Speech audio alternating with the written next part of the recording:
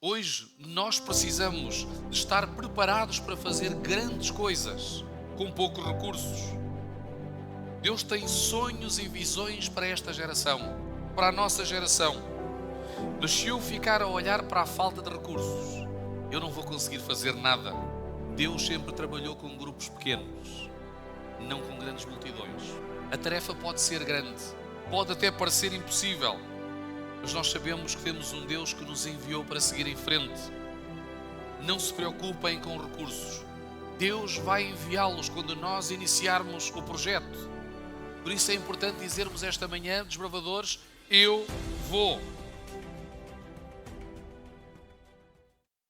Estamos a iniciar uma semana de oração de jovens. É um momento único, talvez um marco mais importante para a juventude no início de cada ano. E por isso queremos convidar em primeiro lugar todos os jovens a estarem presentes durante esta semana nos dias que estão convencionados. E também os pais, os adultos, para poderem estar com eles juntos fazendo uma rede de oração e de fortalecimento espiritual. O texto introdutório para a cerimónia de investidura que vamos viver também esta manhã está no livro de Hebreus, no capítulo 11, no versículo 13, versículos 13 a 14. Eu gostaria de convidar os nossos queridos jovens, os nossos queridos irmãos, a ligar as Bíblias ou a abri-las. O importante é o conteúdo e não a ferramenta ou a antiguidade do formato para podermos aceder ao texto inspirado. Hebreus, capítulo 11, versículos 13 a 14. E diz o texto: pela fé Noé, quando divinamente orientado acerca dos acontecimentos que ainda não podiam ser vistos, movido por santo temor, construiu uma arca a fim de salvar a sua família. Por intermédio da fé, ele condenou o mundo e tornou-se herdeiro da justiça que vem da fé. Eu esta manhã gostaria de comparar o clube dos desbravadores à história da Arca de Noé. Noé pregou a mensagem do Advento a todo o mundo nesta geração durante 120 anos. Eu estou convencido que o Clube dos Desbravadores de Setúbal não vai ter que celebrar 120 anos de existência, porque Jesus virá em breve. Recordo umas semanas atrás nós celebrávamos os 40 anos do CAS e um querido irmão lá na sala em baixo dizia-me: pastor, nós não vamos ter que viver mais 40 anos de celebração. Eu dizia: não, Jesus Cristo virá em breve. Senão, nós vamos ter que fazer várias cerimónias com alguns dos tições que estão aqui e eles vão ter, nessa altura, 130 anos. E virão acompanhados da irmã Algália, sua cuidadora, querida irmã Amália. Qual é o alvo dos companheiros? Companheiros, qual é o vosso alvo?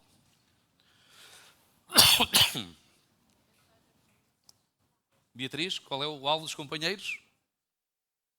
A mensagem do Advento a todo o mundo nesta geração. Assim fez Noé na sua geração.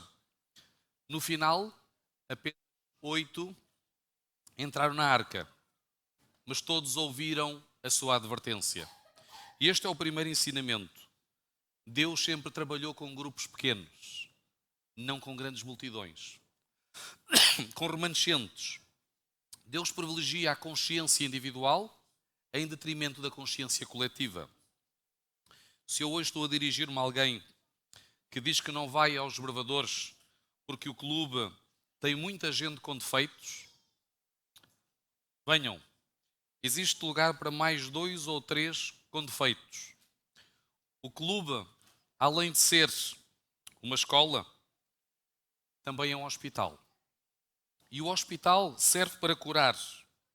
E nós só aguentamos o mau cheiro dos animais devido ao dilúvio que se encontra lá fora. Mas ainda assim, ainda é melhor dentro da arca. E quando eu digo animais, é bom que eu me cheire primeiro para verificar se eu não sou um desses maus cheirosos. A arca é inclusiva. Cabem todos. Cobras, lagartos e até os pestinhas. Aqueles meninos que consideramos terríveis. Neste projeto de salvação, até o coração de um leão se poderá transformar num coração de um cordeiro. Mas Noé teve que desenvolver algumas habilidades, assim como aos bravadores hoje. Noé aprendeu algumas especialidades. Que especialidades é que ele terá aprendido quando lidou com este projeto do dilúvio? Orientação, navegação, climatologia, nós e amarras, ou seja, pioneirismo, e até sobrevivência. Ele fez um Master em sobrevivência.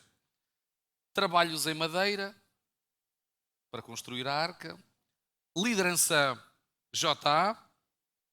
Sem dúvida que estas especialidades e Masters fariam parte da sua extensa faixa de desbravadores, se ele tivesse uma.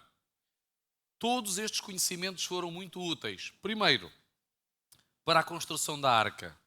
Segundo, para resistir durante o dilúvio. E terceiro, terão sido essenciais para sobreviver na terra depois do dilúvio. Quer isto dizer que Deus equipa-nos com antecedência. Ele dá-nos tudo aquilo que iremos utilizar nos dias da adversidade. Muitos desbravadores têm descoberto a sua profissão, assim como outras habilidades que os prepararão para a vida, através do estudo das classes progressivas e das especialidades. Outros podem encontrar, perdoem-me a expressão, o damo e a dama no clube dos desbravadores. Um dia Noé estava na sua rotina e Deus interpelou-o. Noé, eu estou a precisar de ti. Eu preciso que tu me ajudes a resolver um desafio. Preciso de um barquinho. E pela descrição bíblica estaríamos a falar de 120 metros de comprimento e 20 de largura. Noé era agricultor. Deus poderia ter chamado um engenheiro civil com especialidade em construção naval, mas escolheu um agricultor. Agora imaginem Noé a contar a novidade à mulher. Deus pediu-me para construir um barco e nós não podemos falhar. Só que há aqui duas condições. O primeiro problema é que não existe forma de testar este barco. Segundo, quem vai andar nesse barco somos nós. Por isso o barco tem que ser perfeito. Como é que Noé terá convencido a mulher? Já alguma vez pensaram nisto? Eu acredito que as mulheres dos heróis da fé exerciam mais fé do que eles. E os nomes delas também deveriam estar escritos na galeria dos heróis da fé. Porque eles tinham um contacto no transcendente direto com Deus, mas elas apenas ouviam aquilo que o marido lhes dizia. E que poderia parecer até louco e insano, mas a Bíblia diz que a fé vem pelo ouvir. Como é que Noé convenceu a mulher? Porque deveria ser um ótimo marido. Deveria ser um esposo cuidadoso. Ele falou também com os filhos. Filhos, eu tenho uma missão para vocês. Um desafio que vai durar pouquinho tempo, 120 anos. Provavelmente vão ter que abdicar dos vossos projetos académicos, profissionais, para submeterem esta missão, para amarem a missão. E até falou com as noras. Se calhar não vão ter tempo para ser mães, para criar os vossos filhos. O segredo de Noé era a sua família e o ambiente que o rodeava. Nós sabemos que o bisavó de Noé era Enoque e o avô era Matusalém, especialista em honrar o pai e a mãe. Por isso é que viveu 969 anos, de acordo com a Bíblia. Mas o pai era Lameque, que profetizou que o filho seria um consolo para a humanidade. A nossa utilidade e serviço, queridos bravadores, começa em casa, servindo a família. É aí que nós começamos a criar os alicerces para dignificar o caráter de Deus. Aquele que não se preocupa com os seus em primeiro lugar, não estará apto a cuidar dos outros. Existem missões, e agora estou-me a dirigir aos dirigentes, alguns que estão aqui, que vão requerer de nós sacrifícios, que vão exigir de nós tempo, dedicação, renúncia de sonhos e até de tempo familiar, para que o projeto de Deus aconteça. Se nós não estamos preparados para este caminho, então nós temos que repensar o nosso relacionamento com Deus.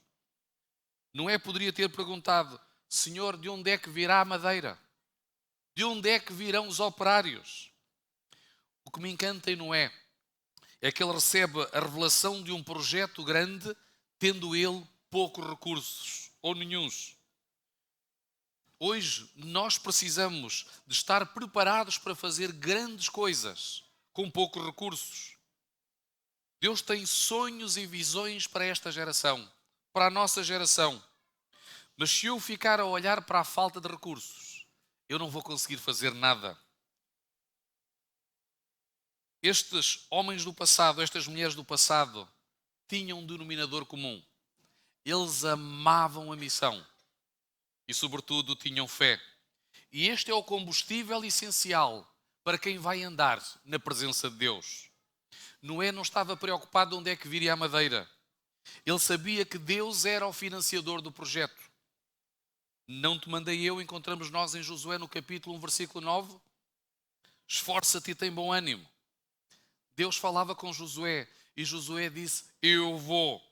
Os recursos de onde virão eu não sei, mas eu vou, eu irei. Onde é que Noé arranjaria mão de obra? Materiais para a arca? Era só ele e os seus filhos. A tarefa pode ser grande, pode até parecer impossível, mas nós sabemos que temos um Deus que nos enviou para seguir em frente. Não se preocupem com recursos. Deus vai enviá-los quando nós iniciarmos o projeto. Por isso é importante dizermos esta manhã, desbravadores, eu vou. Quando o povo de Israel pôs os pés no Mar Vermelho, foi quando o mar se abriu.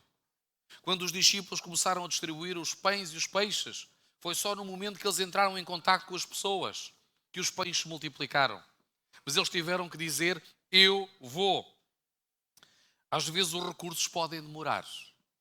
Talvez por falta de fé da nossa parte. Talvez porque o Senhor quer que mudemos a trajetória da nossa vida e a nossa vida esteja em sintonia com o projeto que Ele tem para cada um de nós. Ou simplesmente, muitas vezes, Ele quer colocar a nossa fé à prova. Não temam a ausência de recursos. Temamos sim é a ausência de Deus na nossa vida. Noé enfrentou com esperança um mundo desolado pelo dilúvio.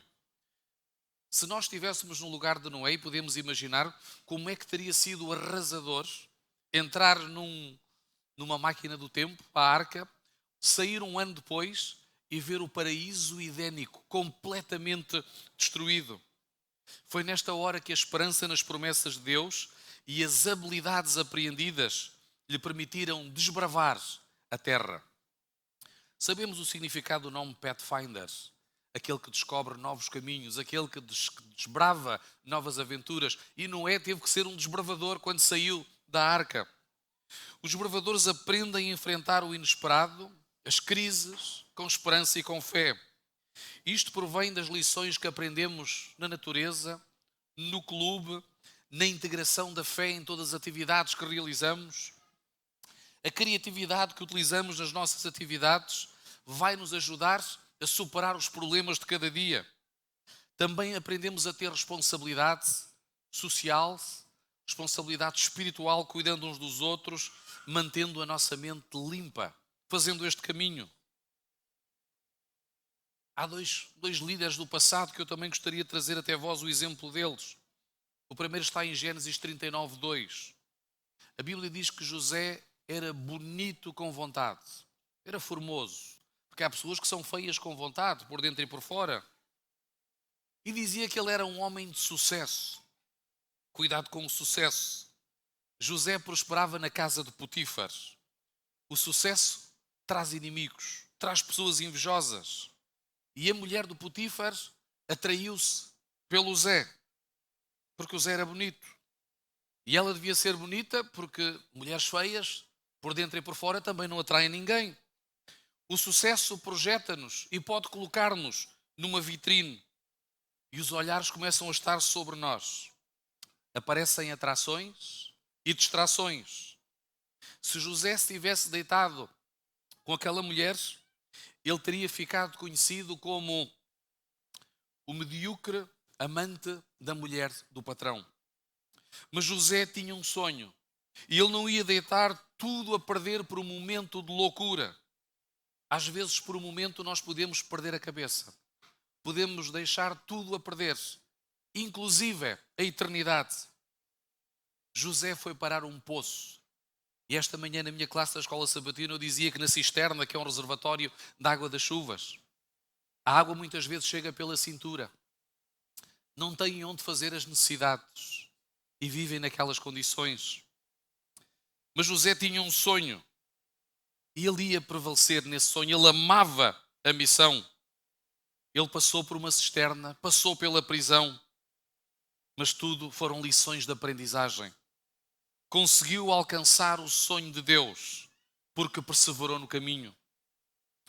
A outra pessoa que eu gostaria de vos trazer, Êxodo 3:10, é Moisés. Deus pediu a Moisés que falasse com o faraó do Egito. Moisés era agora um velhinho. Havia reumatismo, era reumático, bicos de papagaio, pressão alta, 80 anos, pelo menos há 16 ele já deveria estar reformado. E Deus pensou em dar-lhe uma ajuda, porque ele pediu ajuda. E é aqui que nós vemos o sentido do humor de Deus. Enviou um outro velhinho para o ajudar, Arão, o seu irmão mais velho. E Moisés deu imensas desculpas. Eu não vou falar, eu não sei falar, sou tímido. Mas Jesus disse, basta dizeres que o eu sou vai acompanhar-te. Eu farei o resto. Eu sou aquele que pode colocar fogo num arbusto seco, como tu, Moisés, e fazê-lo arder para sempre. Ter fé a arder. Eu tenho um plano e tu serás o meu desbravador. E Moisés disse, eu vou, Senhor. O líder coloca a sua vida em risco pelas suas ovelhas. Há aqui algo muito interessante que nós encontramos sobre o caráter de Moisés. Êxodo 32:32. Êxodo 32:32. É uma oração intercessória de Moisés. Ele diz, agora pois perdoa o seu pecado. Se não, Senhor, risca-me, peço do teu livro que tens escrito. Isto é extraordinário. Moisés chegou ao ponto de pedir que Deus riscasse o seu nome do livro da vida, se isso representasse a salvação do seu povo.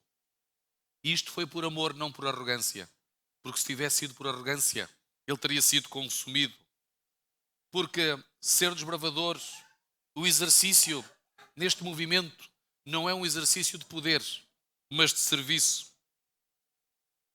Através de Noé, Deus mostrou-nos a importância do maior povo que temos que cuidar. É a nossa família. Em Abraão, Deus separou um povo para que o patriarca pudesse liderar em direção à nova terra. José é o homem que vai preparar esse povo no momento de escassez. E Moisés finalmente leva-os para a terra prometida. O povo é desafiador, é ingrato. Mas quando trabalhamos com eles e por eles, Deus vai recompensar-nos. E agora sim eu gostaria de partilhar uma mensagem que vai ser projetada sobre o significado dos patriarcas. Sabem que Noé foi contemporâneo de Abraão, Sem de Jacó. Nós vamos ver o significado de cada um deles e vamos encontrar uma mensagem messiânica que eu gostaria de deixar esta manhã, não só apenas para os desbravadores, mas para toda a igreja. A Bíblia é extremamente rica. Adão significa o homem. Sete significa posto no lugar de. Enos significa o Éden caiu. Cainã significa lamentou-se. Malael, o bendito de Deus. Jared significa descerá. Enoque significa ensinará obediência e disciplina. Matusalém significa a sua morte trará. Lameque significa poder. Noé significa consolo, descanso, paz e bem-estar. São 10 gerações de Adão até Noé. Agora vamos desencriptar esta mensagem lendo apenas o significado. O homem posto no lugar do Éden caiu. Lamentou-se, mas o bendito de Deus descerá. Ensinará a obediência e a disciplina. A sua morte trará poder, consolo, descanso, paz e bem-estar. Deus é extraordinário. O Messias foi prometido logo desde a queda. E aqui nós encontramos a certeza dessa mensagem da salvação. Que Deus quer que cada um de nós, como desbravadores e como membros de igreja, possamos ser abraçados nesta certeza e alegria da salvação.